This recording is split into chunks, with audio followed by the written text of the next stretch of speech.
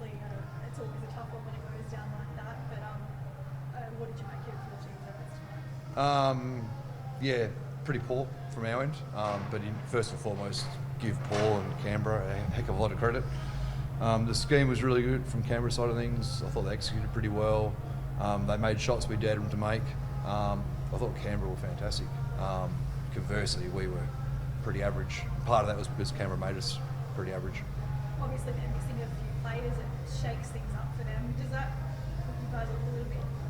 Yeah, it makes it, especially when they've got, if they had an 8-day break, I think it was, so it gives them a week at least to clearly at full strength, they're probably even better, but they're missing a few pieces. At least when they're at full strength, you know where they're going to come from, whereas they've had 8 days and they're not at full strength.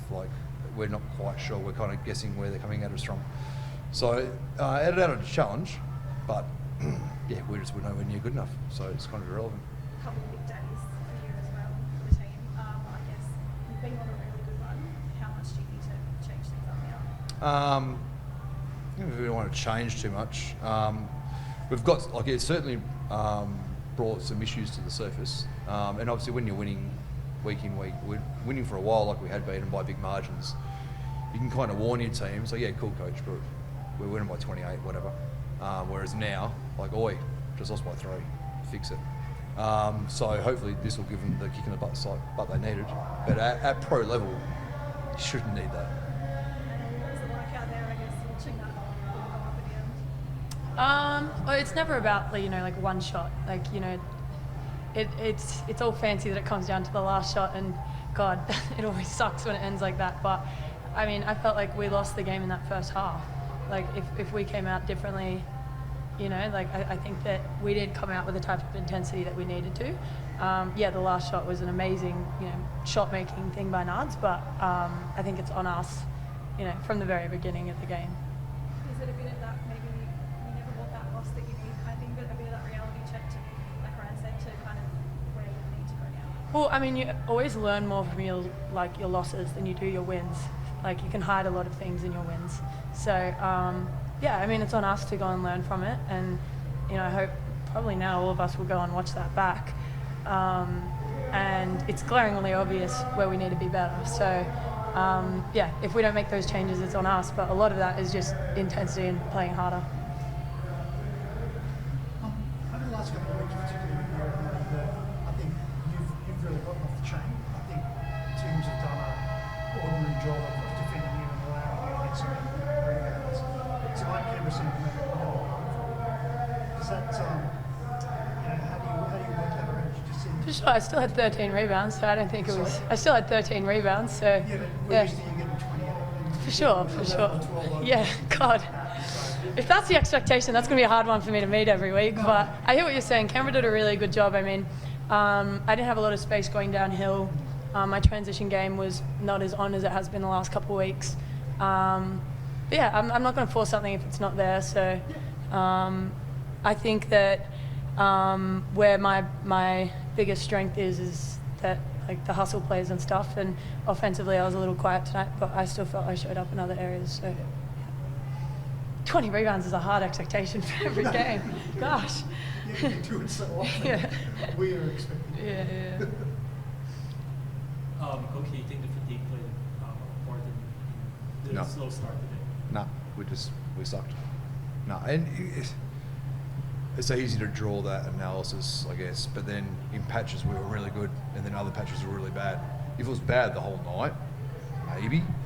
But we started we were running in concrete, and all of a sudden in the second quarter we were electric. And then we'd play a defensive scheme for 3 minutes and it was just awful. And we would go back to it later and suddenly it was brilliant. It was just all over the place.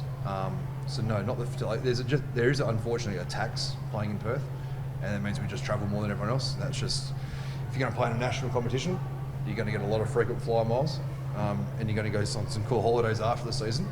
But in season, you're just going to manage it. So it is what it is. Again, I thought today was much more about how good Canberra were than fatigue. Since adding Hart to the team, your average win margin has been 23 points. Thanks for reminding me. So you did a fantastic job today with Hart in the paint, keeping it only 2 points in the first quarter. Any word on Z's defensive prowess tonight? Yeah, Z's obviously a tough cover. Z's, and obviously a really good matchup for Hahn. But then obviously Hahn can then stretch her out and do some other things. I thought we did a poor job of executing sets to attack Z in better positions. We started getting into a bit more of that in the second, third, fourth quarter, and it worked a bit better. But Z's a hell of a player. She made some tough ones late as well. It almost felt like any time she came off, we had a chance, and then she came back on. It's like, damn, Z's back. So she's a hell of a player, and she's as good a matchup as there probably is for Hahn. And Maley, how have you seen the team change and grow since adding Hahn, and what has it opened up for you as a player? Look, I think that the biggest growth area has actually been in like our culture. You know, like she's such a great human being, so she really kind of slotted in so easily to us as a group, and she is such a superstar with no ego. So the biggest addition is for us, we get to see someone work so hard and be so talented, and just also want the best for her teammates. So I think that's been her best quality, like adding to us, and we feed off that. The amount of times like she'll just score like 6 times in a row and be like, hey, let's find you. It's like, no, you. So it's been a joy. And then for me, it's I'm the same as everyone else. I just really enjoy playing alongside her, and she's one of the most encouraging teammates that I've had. And for that, it's just we'll continue to learn how to use her better and put her in better situations. But yeah. Cool. Cool. Thanks, Coach. Oh, there it is, yes, Craig. Waiting for it. You talk about the tax from Perth, and you talk about the 9:30 a.m. Start time compared to over here. That's been a problem for several years about how you've started and how you've played team-wise when it's a 9:30 a.m. game. Is that an issue for you? No, we don't play well, but we've got to figure it out. No.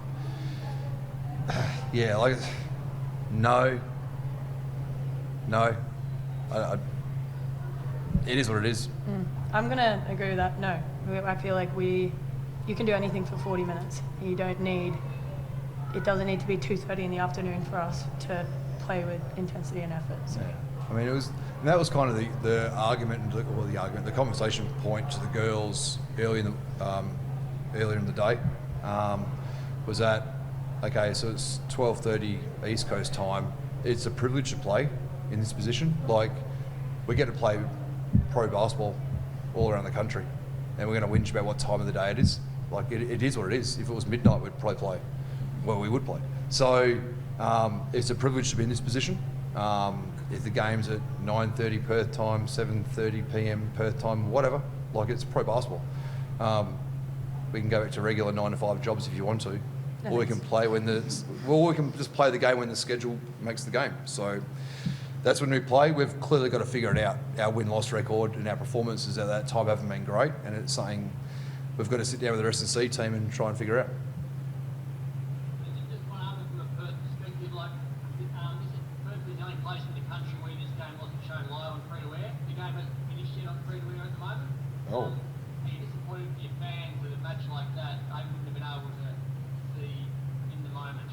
Is that I didn't know that. really? That's news to me. Yeah, I didn't know that either. 15 seconds to go in the game on Channel 9 at the moment. They showed the United Cup game from Sydney between Germany and Netherlands live, and they played you on delay. Well, that sucks.